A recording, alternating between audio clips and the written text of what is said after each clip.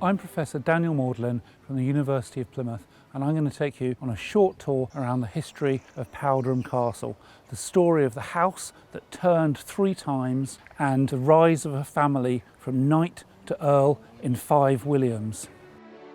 This short film will share some of the discoveries made by staff and students from Plymouth and the University of Pennsylvania during our investigations here from 2016 to 2019. The story starts at the beginning of the 18th century when the Courtenay family moved here to Powderham from where they were living at Ford House in Newton Abbot. Standing here at the main entrance, surrounded by towers and battlements, Powderham certainly looks like a castle. As you can see in these before and after drawings by the architect Charles Fowler, everything you see on this side of the castle was built in the mid-19th century, and so is the newest, most recent addition to a house that has evolved over 1,000 years. The story of Powderham actually starts here on the north front when Sir William and his family moved to Powderham at the start of the 18th century. The Courtenays were coming to live in an old medieval house that had not been much changed for over 500 years. They did this because the house was important to the family. It was a statement in stone of their connection to the past, of their entitlement to the earldom of Devon, which in the 18th century had been in abeyance for a few hundred years, and Sir William was a knight, not an earl. A medieval manor house was a powerful family statement, but it was not a comfortable modern Georgian house. So one of the first things Sir William did was contract Exeter builder John Moyle to build this, the north front, a modern block of comfortable, fashionable rooms for his family to live in.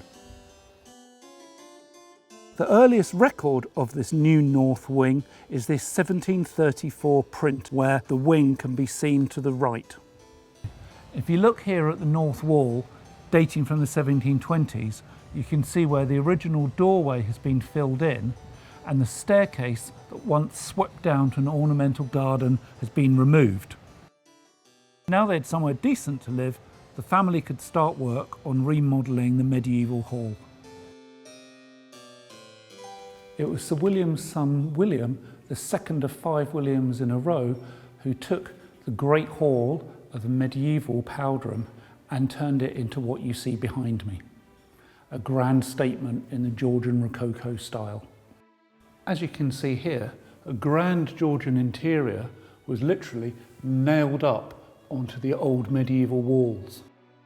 The original estimate for the decorative plasterwork shows that the work was carried out by John Jenkins and the stairs themselves by carpenter James Garrett, both of Exeter.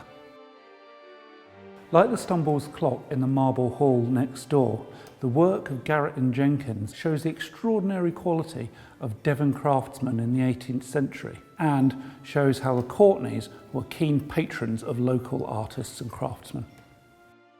The next change came in the 1760s. Now it was time to add a grand front, this, the east front, built by the second Viscount in the fashionable Gothic style.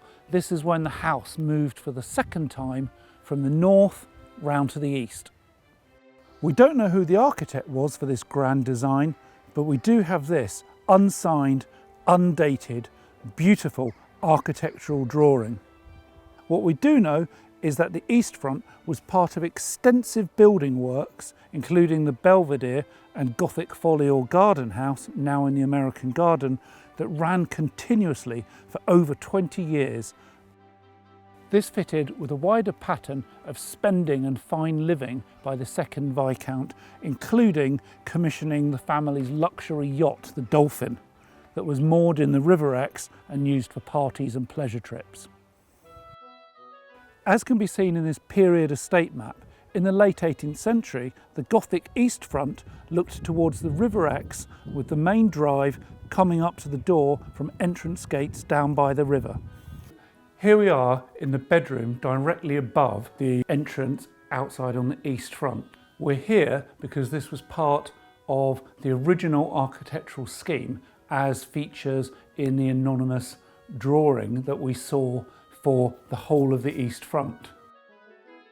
While we're here, it's worth taking a look at the 18th century plasterwork that goes with the interior design of the room and is a very ornate Rococo style, but actually made of paper mache.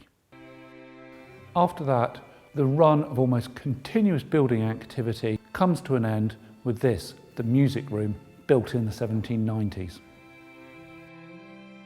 And so our story of Powderham ends here in the Victorian dining room, built for the 2nd or 10th Earl in the 1840s, designed by the architect Charles Fowler. It's part of the west front where we started. This is the castle side of Powderham, but it's the newest, most recent part of everything you see. This is the last time the house turned around, this time moving from overlooking the River Exe in the east front to now looking west, inland towards Kenton. And that would be the end of a story about how a medieval manor house was turned into a Georgian country house and then became a Victorian castle. If it were not for the fact that Charles Fowler was also a master forger of the Georgian style, many of the Georgian elements are in fact little changes made by Fowler, whether you're in the library, the stair hall, and all the secret doors. So when you visit Powderham, think about the house that turned round 3 times, of architecture tracking the rise from knight to earl in 5 Williams, but be cautious, not everything is as it seems.